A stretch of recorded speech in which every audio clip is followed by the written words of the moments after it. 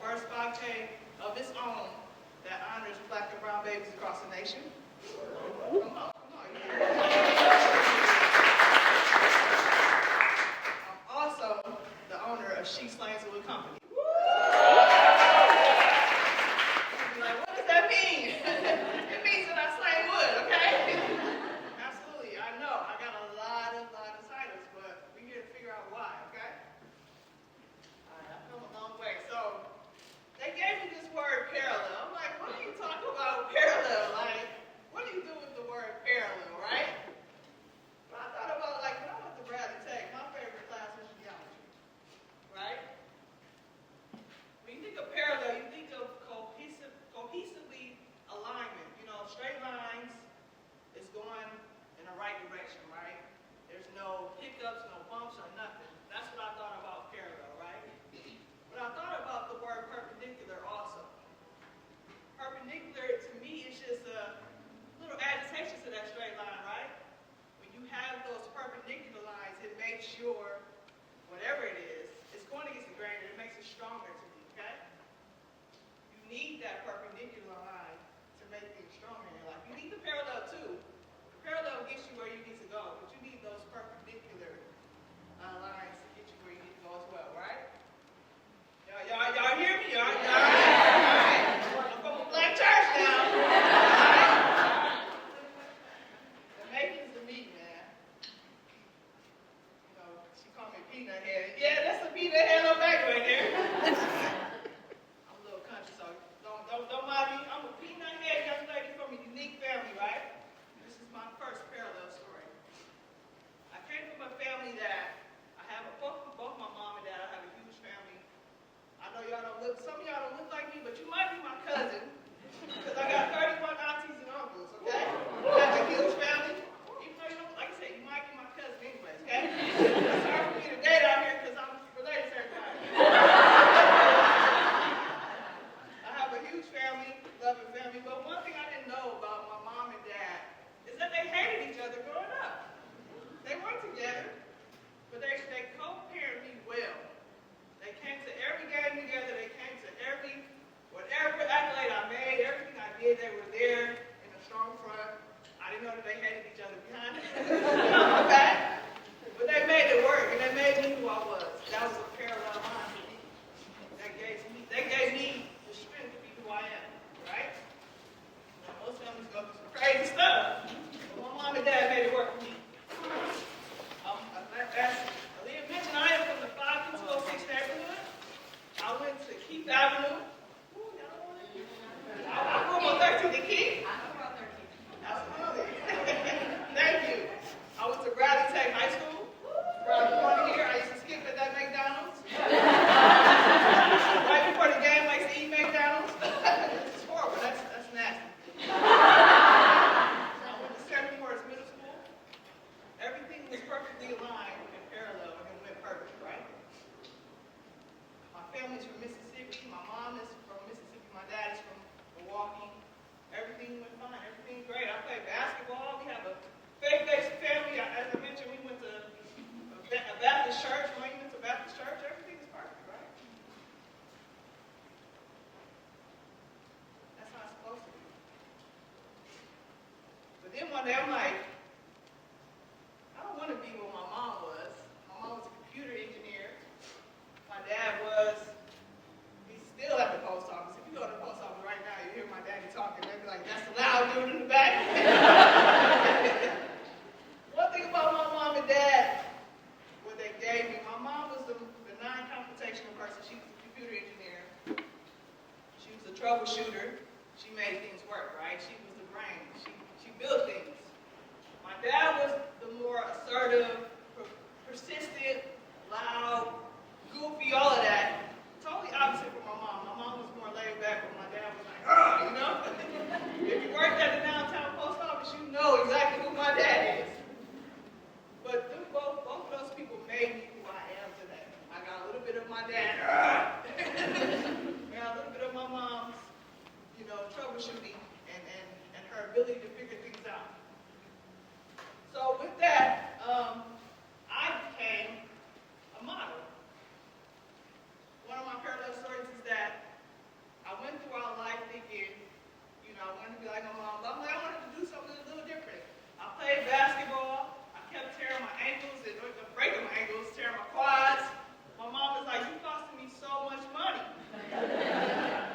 go do something else with your life. I'm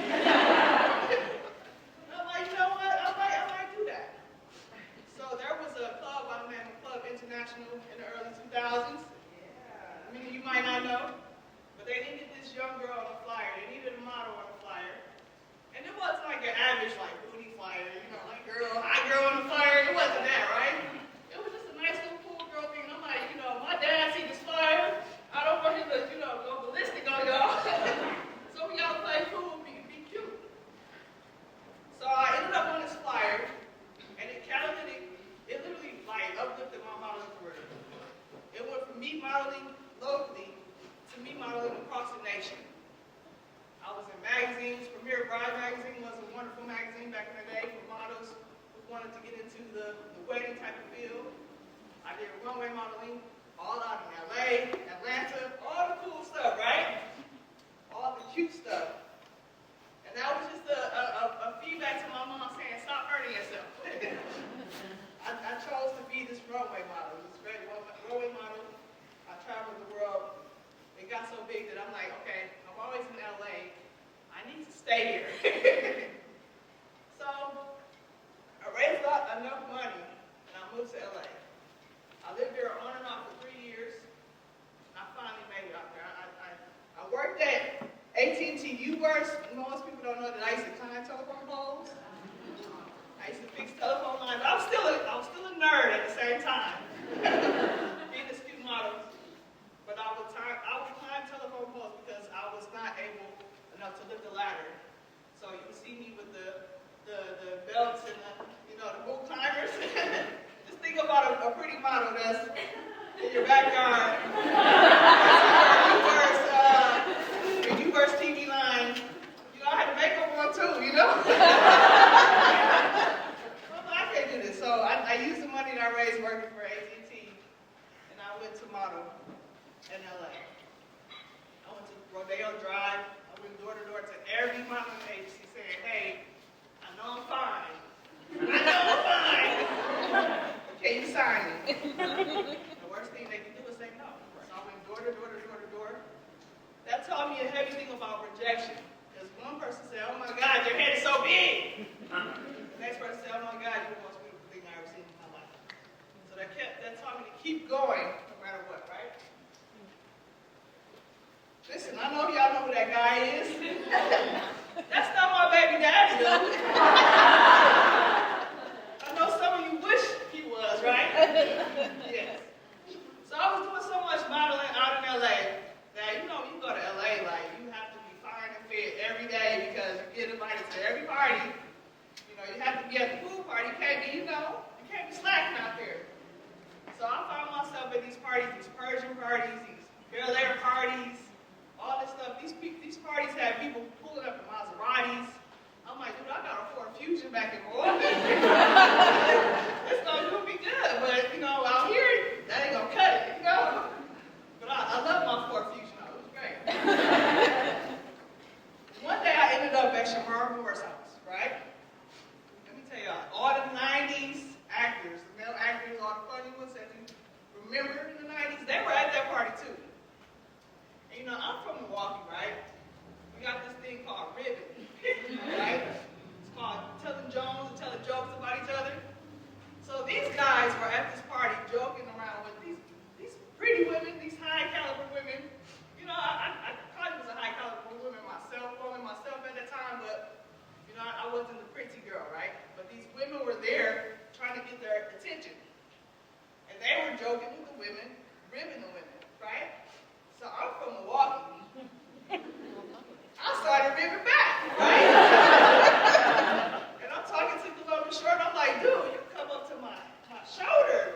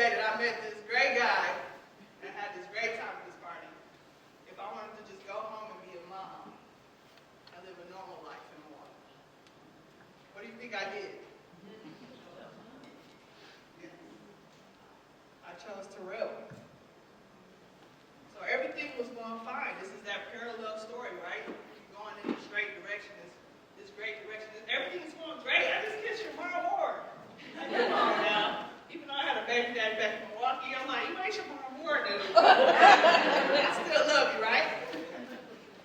Everything was going fine until I met Terrell. So if you ever heard my story, you know my story comes from, there's a moment in my story, I should say, that had a tragic change, a tragic journey. See, everything was fine until I got home. On May 23rd, 2013, a boy named Terrell was born. At this time I was married, everything was going perfectly fine. My dad is happy, like, you did the right thing, girl. But the right thing didn't happen. 17 hours after Terrell was born, he passed away due to labor complications at the place where he was delivered from. So at this moment, everything was going perfectly fine. It was the best thing that ever happened to me. This was my first son. He was so beautiful. But the situation of neglect happened at this hospital, where, as we know, that Black maternal health isn't the best thing in the United States. And that happened to me. That happened to my son. I found out that day that 117 families went through the same thing that I went through that same year. And I found out that these situations are destroying Black families. That changed my life. My son Terrell changed my life. Before you know it, that same summer, which I left LA 2 months ago, that same summer I went to having a baby, I went to getting married, having a baby, to losing the baby, to losing the marriage, to being homeless, to not knowing where to go, to not knowing what to feel. I wasn't a model anymore. I wasn't out in LA anymore. I didn't have my family anymore. What I thought was supposed to be my family didn't even exist anymore. It was just a hoop in the air, right? What do I do? I shaved my head and I became a Wakandan warrior.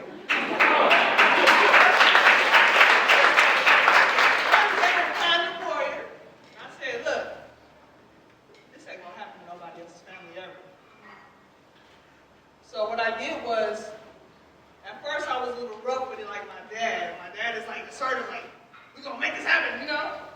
But my people was like, no, you got to find another way. So I joined Public Allies, AmeriCorps, and Public Allies placed me at United Way. And I became a lead for the Strong Baby campaign. So if you remember the Strong Babies on the billboards, I was behind that campaign.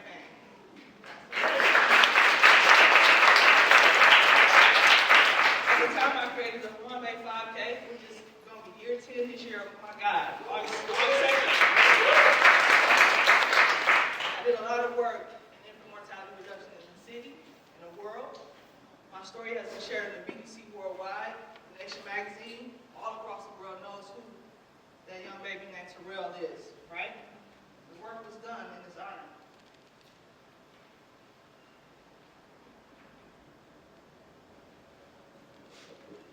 Along the way, I'm going through this tragic moment. I picked up a camera, and I started telling stories. I started meeting new people. I started getting stronger. I was still on that parallel path a little bit, but the perpendicular things were, popping up, making me stronger. There were situations where I was at United Way. I was somewhat of the token, right? They had me speaking all over stages, raising a lot of money. I'm like, dude, this is not working. Like, I'm not checking the dots. I am not just somebody just here to shuck and jive for anybody. I'm going to say that. I am here because I am a mom that wants to save other babies that were like my baby. I have a story.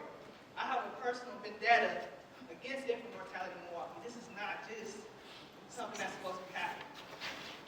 So I picked up my own camera and I started telling my own stories.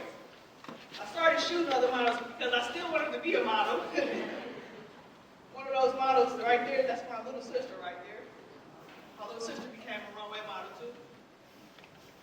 I started shooting figures like Alderwoman Cobbs, Alderwoman Malele Cobbs, Lena Taylor.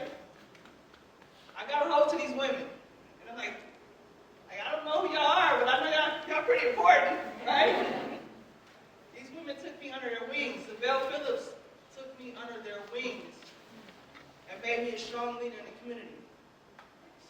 camera was an access through that door after my tragic moments.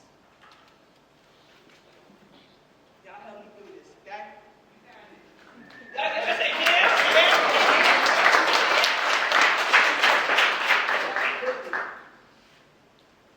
So you know how when that moment becomes, I'm talking about when that moment becomes perpendicular, right? You go through these tragic situations. It's sad, of course. But then another moment of joy comes in. Jelani, who is now 8, he was my joy from that tragic moment. He was my journey to peace from that tragic moment. You know Jelani. A couple of you in here know who Jelani is. He is a great spirit. When I was at my lowest, some of my lowest moments, because I was still going through this healing journey. You know, I would find myself like in a place where God, like, why am I here? What am I doing? Who am I? And Jelani is born. He's like, girl, I'm here. Like, Jelani had a speech delay for time. I'm gonna get into more story about who Jelani is. Jelani is my son. He's not Shamarmore's son. There was one moment when I was laying on the ground because I was so destroyed by what I'm currently dealing with renovating the building. And I was crying out loud. I'm like, God, why am I here? Why did you tell me to do this? Who am I? And Jelani doesn't know how to talk, right? He walks past the room and said, get up off the floor. Why are you on the floor, Mom?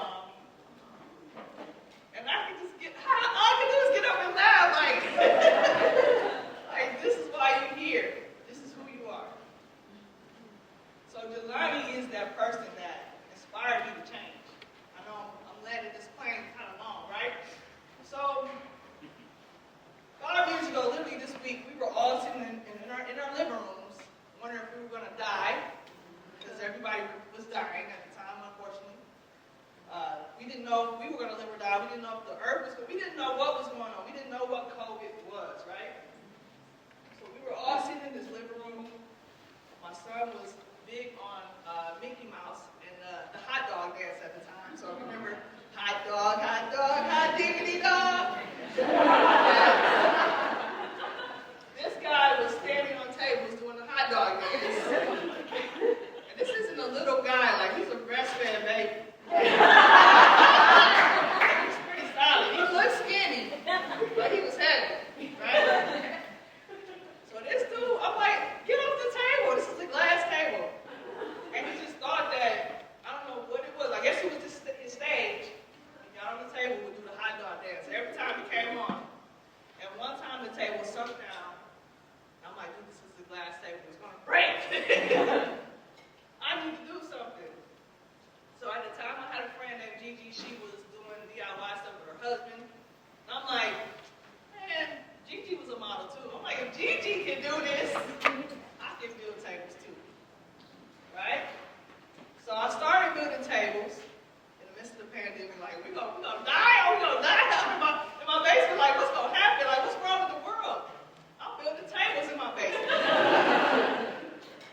I posted that table, and a week later, it went viral. I had 10 orders a week later. She Slans Wood was born.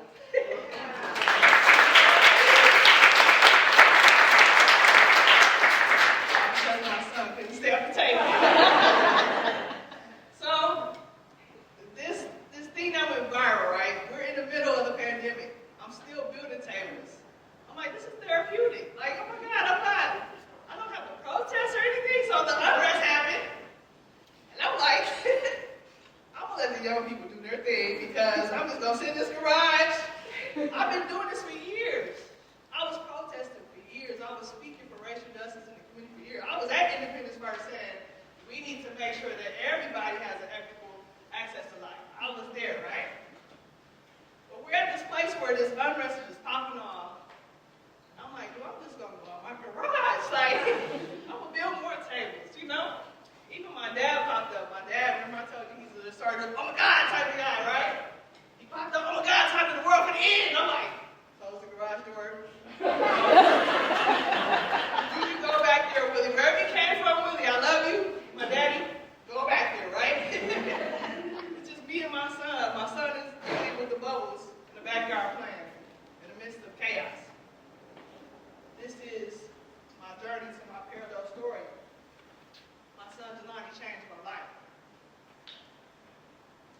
we here at this why, like, as I mentioned, I come to a point to where there were so many moments like, why? Why is this happening to me? Why did I go through this? Why couldn't I be Sharon Moore's baby mama? Like, why?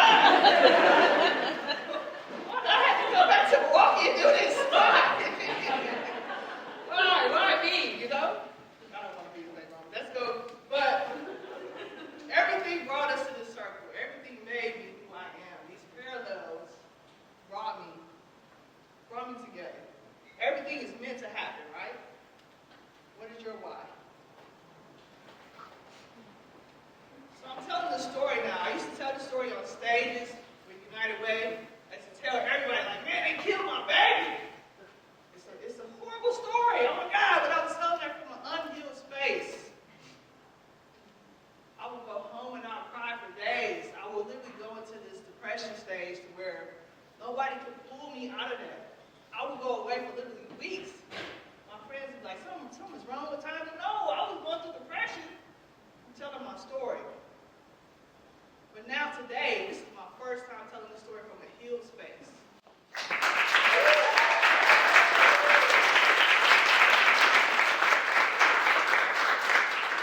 It's better to tell that story because years ago, I was trauma bonding people. I have to tell the story because it happened, right? And I'm like, hey, you know, my son died. This happened. Oh my God, like, you know, I was in so much trauma and so much pain. But I went to therapy, y'all. My therapist got me right. It got me together. So now I can tell the story to you in the way that it needs to be told so that you can be inspired. So during the time when I was at United Way, it became a difficult place because once my story wasn't needed, I was kind of pushed to the side, right? Once infant mortality wasn't the important task or important goal or reduction of infant mortality wasn't the thing, I kind of got pushed aside. I'm like, dude, this is my, like, I want to fight this, like, I want to solve this giant, like, I don't want to just go on to the next. I want to make sure that all black babies and brown babies are born healthy and strong in the city of Milwaukee. I want to make sure that happens.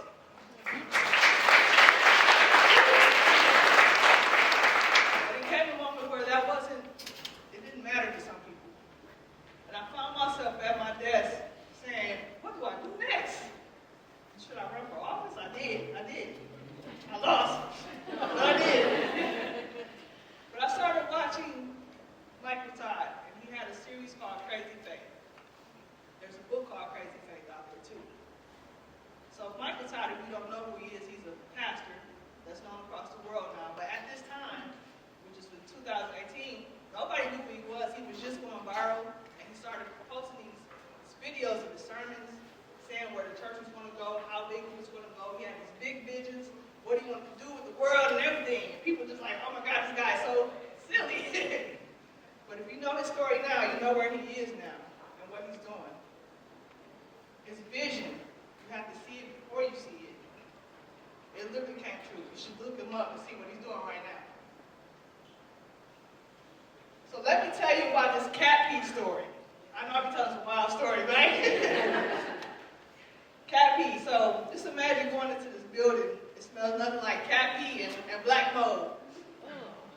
So I was on the Kelly Clarkson show a few years ago, in 2021, when She Slings Wood was on. Everybody, oh my God, She Slings Wood, oh God! And I was on the Kelly Clarkson show, right? And Kelly Clarkson was like, hey, you should have your own TV show. You're a nice little woman. She said this on the show while I was on the air. So after that, there was a bunch of LA producers that called me and said, hey, we want to give you the show on HGTV. And I was like, oh yes! Let's do HGTV. Let's do Magnolia TV. Yes, let's do it. I'm ready. So we have these pilot shows that are made, all these different characters, everything. So one of the shows is saying, hey, you should have a supporting cast. And I'm like, okay, it's just me and my son in our garage, but okay. So I'm thinking, okay, I'm going to go to tech. I'm going to find some carpenters, some young girl carpenters that want to be carpenters. We're going to have this, this show, and it's going to be great. I'm like, I'm in my garage, though, right? I don't want to bring these little high school girls to my garage and stuff. So I went to Alderwoman College, which is a great friend of mine. I said, look, I know you got some vacant spaces in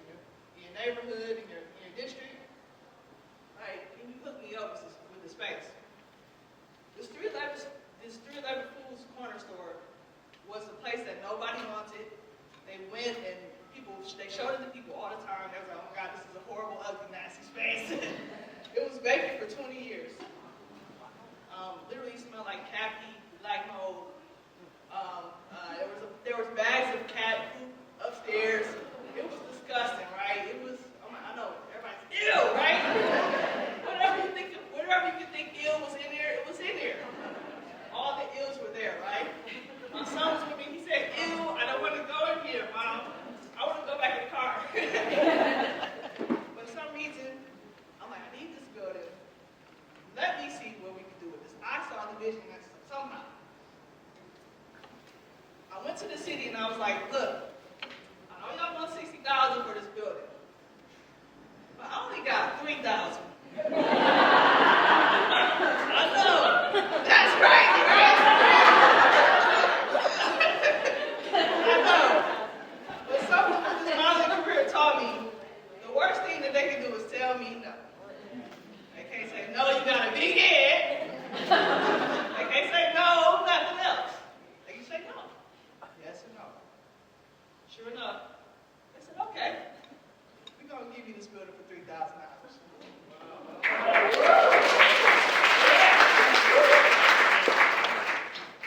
Now this building, if you ride down the street, literally if you Google this building right now, 128 East Burleigh, it's still the old picture. It looks like an old vacant store with boarded up stuff. It looks hideous. Like when I do classes, people be like, you really doing the class over here? Praise the Burleigh? Are you serious? Yes, I am. Yes, I am. But if you come into the space, those of you who have been there, it's a total transition. I can't talk. I raised a total of $500,000 from grants.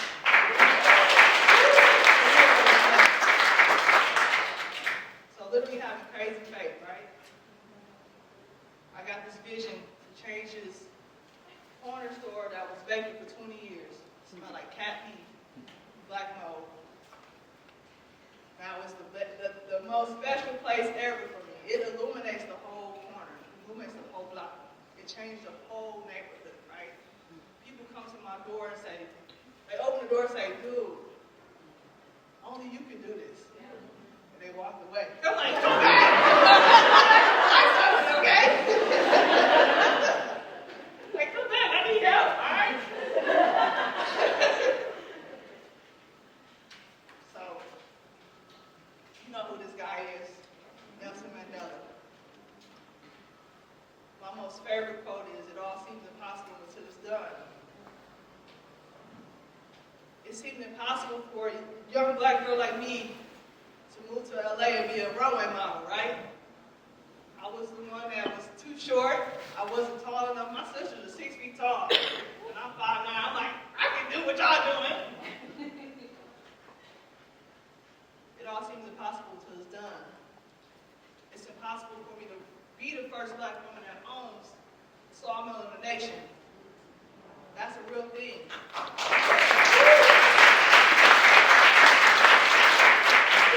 It seemed impossible for me to renovate a 20-year-old vacant building that had no life in it for 20 years, that smelled like cat pee. Everybody, right? It seems impossible to change the needle against infant mortality in Milwaukee. But we've done that, and we're still doing that.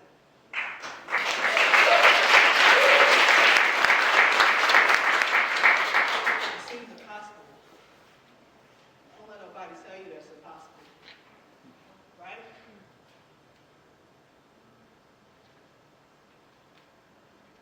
My takeaways to you is, what is your impossible? Think about your impossible, right? Wait. That's wrong. All right. There was another screen. That is my screen. Don't get the baby jet. Not yet. Like, girl, hurry up. All right. What's your impossible? My takeaway is, what is your impossible? Think about that. No matter what it is. Don't let nobody tell you that you can't knock it out. It could be the most impossible thing. It could be the biggest giant ever. Knock that job right now. I like to fight. Knock it out, okay? Be comfortable with being in your own skin. I've been talking to y'all like a country black girl this whole time. You know? I can't change. I gotta be me, right? Be you no matter what it is. No matter who you are, no matter where you come from, no matter what you do. Right? Another thing is just let it be.